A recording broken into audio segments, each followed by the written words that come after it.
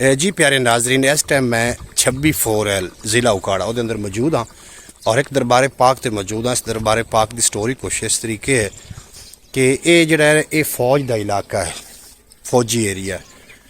इतने फौजी जोड़े लोग ने वो अक्सर मोर्चे बनाते रहते हैं। तो कुछ अरसा पहले एक फौजी आया, उस मोर्चा बनावन की कोशिश की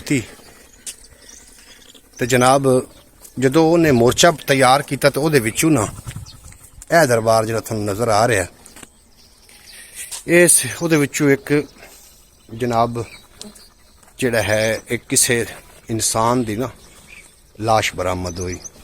उन्होंने फिर उत्थे मज़ार बना छड़िया। जो तुहानूं मज़ार नज़र आ रहा, मैं तुहानूं बैक कैमरे तो मज़ार विखाई ना। ये 26/4 ज़िला उकाड़ा है जनाब।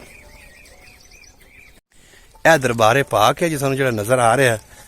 और ये जिहड़ा सैयद है आखदे ने कि इहदा जिहड़ा ताल्लुक है ना एक पिछा दरबार है 27/4 शबौर शाह शबौर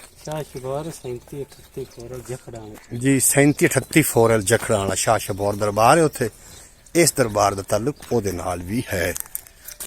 बड़ा खूबसूरत इलाका है जी 26/4 का। नलका चलदा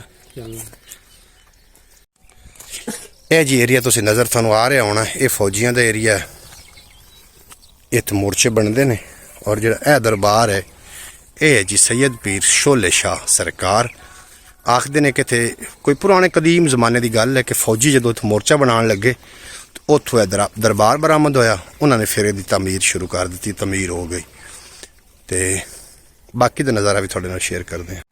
यह जो तुहानूं पिंड नज़र आ रहा है ये है जी 26/4 ज़िला उकाड़ा।